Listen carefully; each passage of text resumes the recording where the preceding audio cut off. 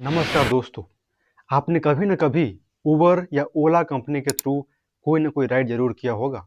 तो दोस्तों, आज की वीडियो में मैं आपको यह बताने वाला हूँ कि उबर कंपनी को कब फाउंड किया गया और फाउंड करने से लेकर के अब तक यह कंपनी एक कैसे प्रॉफिटेबल कंपनी बन पाई। इस स्टोरी को आज मैं आपके साथ शेयर करने वाला हूँ। दोस्तों, यह वीडियो थोड़ा लॉन्ग होने वाला है, लेकिन इस वीडियो को देखने के बाद आप बहुत कुछ सीख सकते हो। कई तरह की लर्निंग्स आपको यहाँ से मिलेगा। अगर आप कोई नया स्टार्टअप करना चाहते हो या कोई बिजनेस खड़ा करना चाहते हो, इवन कुछ सीखना चाहते हो, तो जरूर इस वीडियो को आप लास्ट तक देखिएगा। तो चलिए शुरू करते हैं। दोस्तों, पेरिस की गलियों में दो दोस्त खड़ा होकर के टैक्सी का इंतजार कर रहे थे, लेकिन क्योंकि बहुत ही ज़्यादा हेवी रेनफॉल हो रहा था, इसीलिए उन्हें कोई भी टैक्सी नहीं मिल रहा था। इस वजह से दोनों परेशान होकर के सोचे कि क्यों ना कोई ऐसा प्लेटफॉर्म बनाया जाए जहाँ पे सिर्फ मात्र एक क्लिक करने से हम टैक्सी को बुक कर सकते हैं और वह टैक्सी मुझे मेरे घर तक आकर के लेकर जाए और जहाँ हम जाना चाहते हैं वहाँ तक मुझे पहुँचा दे। तो यह आइडिया दो दोस्त, पहला का नाम था ट्रेविस कालानिक और दूसरा का नाम था गैरेनिट कैंप, दोनों दोस्त के मन में यह आइडिया आता है और इनके मन में यह आइडिया 2008 में आया था और उन्होंने एक साल बाद 2009 में उबर कैब नाम का इन्होंने कंपनी इस्टेब्लिश कर दिया। इसके बाद इन्होंने 2010 में अपनी कंपनी के लिए एक ऐप बिल्ड करवाया, लेकिन शुरुआत में इनकी जो राइड थी बहुत ही ज़्यादा एक्सपेंसिव हुआ करता था। यानी इनका जो आइडिया था कि लोगों एक ऐप के थ्रू कैब बुक करेंगे और वह कार उनके घर तक जाएगा और उन्हें उस घर से उठा करके जहाँ भी वो जाना चाहते हैं वे वहाँ तक जा सकते हैं। उनका जो आइडिया था बिल्कुल उस हिसाब से काम किया, लेकिन उनका ये जो राइड था बहुत ही ज़्यादा एक्सपेंसिव था। यानी कि इस राइड को एक हायर क्लास फैमिली यानी रिच फैमिली ही अफोर्ड कर पाते, या आप कह सकते हो कि अपर मिडिल क्लास के लोग इसे अफोर्ड कर पा रहे थे। अब इस प्रॉब्लम को सॉल्व करने के लिए उन्होंने एक न्यू प्लेटफॉर्म उबरएक्स करके एक नया प्लेटफॉर्म को उन्होंने स्टैब्लिश करा। इसके अंदर उन्होंने ये रूल बनाया कि कोई भी इंसान जो जिसके पास अपना एक कार है वह एक ड्राइवर बन सकता है और वह खुद के लिए एक साइड इनकम जनरेट कर सकता है।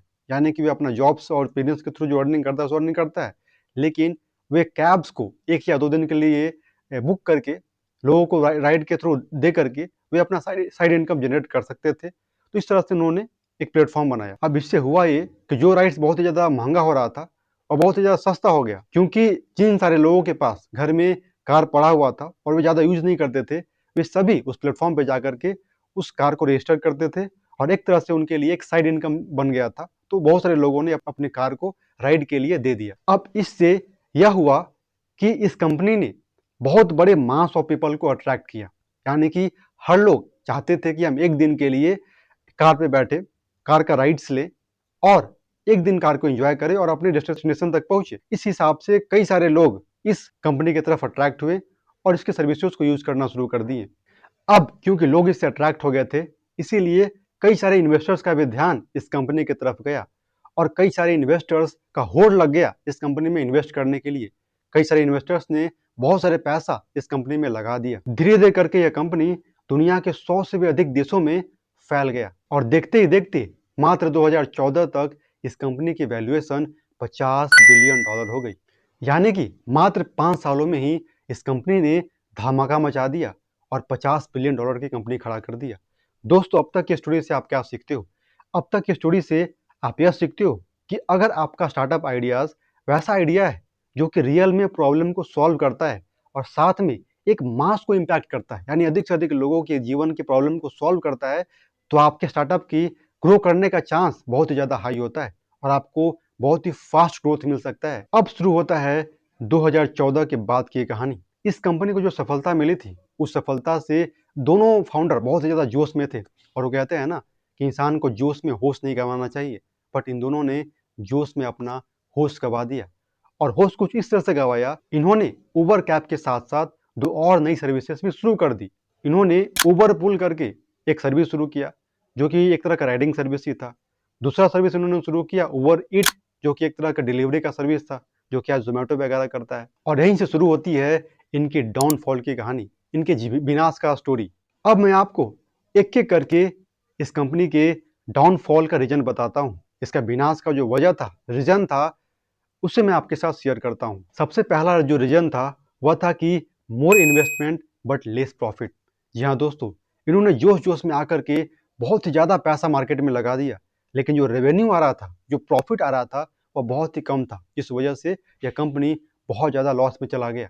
दूसरा जो रीजन था वह यह था कि बहुत सारे कंट्रीज़ में जो टैक्सी यूनियंस थे वे इनका खुलकर प्रोटेस्ट कर रहे थे, इनके खिलाफ प्रोटेस्ट कर रहे थे, क्योंकि कहीं ना कहीं डायरेक्टली और इनडायरेक्टली इन्होंने उनके पेट पे लात मारा था। यानी कि जो टैक्सी वाले राइड देकर के अपना पेट भरते थे, उनके राइड को, उनके सर्विसेज को इन्होंने छीन लिया था। इसीलिए कई देशों में टैक्सी यूनियंस इनका विरोध कर रहे थे। और तीसरा एक बहुत ही मेन रीजन था, वो था safety concern and criminal cases. जी हाँ दोस्तों, इनके कार्स में कई तरह के सेक्सुअल इंसिडेंट्स होने लगे, सेक्सुअल असॉल्ट होने लगे, और कई तरह के क्रिमिनल इंसिडेंट्स भी इनके कार में घटित होना शुरू हो गया। और इस वजह से इस कंपनी को कई सारे देशों में बैन कर दिया गया। और चौथी सबसे बड़ी जो रीजन थी, इस कंपनी के जो सीईओ थे ट्रेविस कालानिक, उन्होंने अपने पद से रिजाइन कर दिया, क्योंकि 2020 तक यह कंपनी $20 बिलियन के लॉस में चली गई थी। और पांचवा रीजन यह था कि 2019 में इस कंपनी ने अपना आईपीओ लेकर आया था, लेकिन वह आईपीओ पूरी तरह से फेल हो गया और इनके जो शेयर का प्राइस था वो बहुत ज़्यादा गिर गया। तो दोस्तों, अब आता है इस वीडियो का सबसे इंटरेस्टिंग पार्ट, उसका नाम है कमबैक। तो अगर अब तक आप इस वीडियो को देख रहे हैं तो मैं आपसे रिक्वेस्ट करूंगा कि आप पूरा वीडियो जरूर देखिए, क्योंकि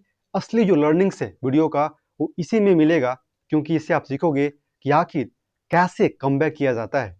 तो कमबैक करने के लिए इस कंपनी ने कौन कौन से स्टेप लिए, इसे मैं एक एक करके आपको मैं बताता हूँ। तो सबसे पहला स्टेप इन्होंने यह उठाया कि उनका जो एक कंपनी था ओवर उसे इन्होंने सेल कर दिया, और उससे जो इनका प्रॉफिट हुआ, जो भी रेवेन्यू आया, उसे इन्होंने अपने सर्विसेज में लगाया।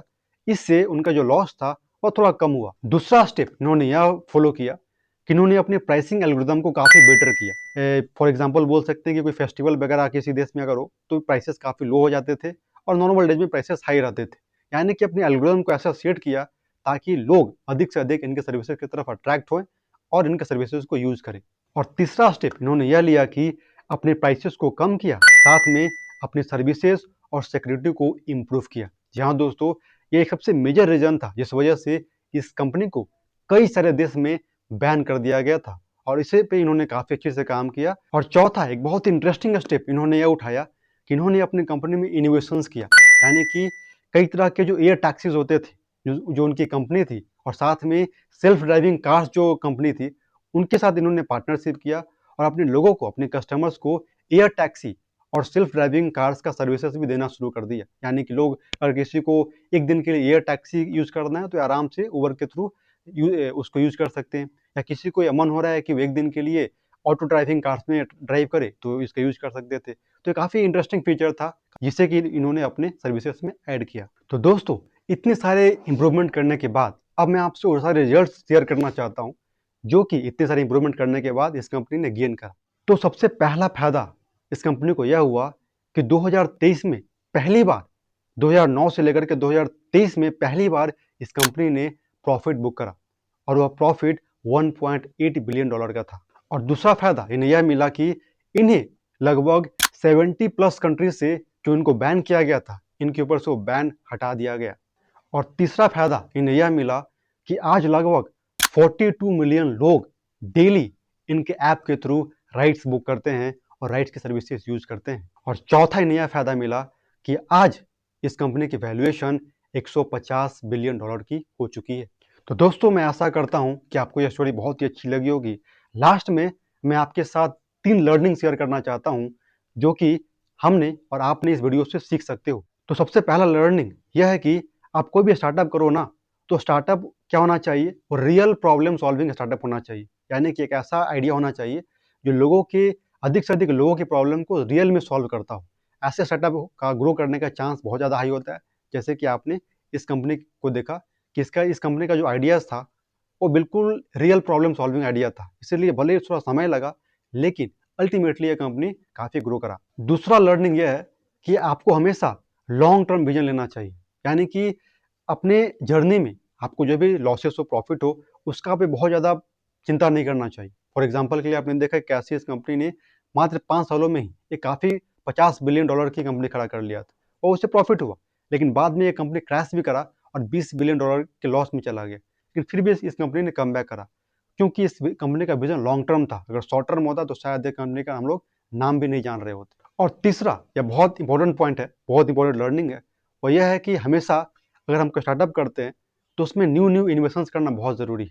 यानी कि अगर हम कोई भी स्टार्टअप करते हैं तो जरूर शुरुआत में थोड़ा बेसिक्स होगा, लेकिन समय के साथ साथ अकॉर्डिंग टू रिक्वायरमेंट, लोगों के नीड के अनुसार से उसमें इन्वेस्टमेंट्स करना बहुत ज़रूरी होता है, तभी हमारा कंपनी ग्रो करेगा बहुत फास्टली। तो दोस्तों, मैं आशा करता हूँ कि आपको आज की वीडियो से बहुत कुछ सीखने को मिला होगा, बहुत कुछ जानने को मिला होगा। तो अगर यह वीडियो आपको पसंद आया तो इसको लाइक ज़रूर कीजिए, साथ में इस चैनल को सब्सक्राइब जरूर कर दीजिए। जय हिंद।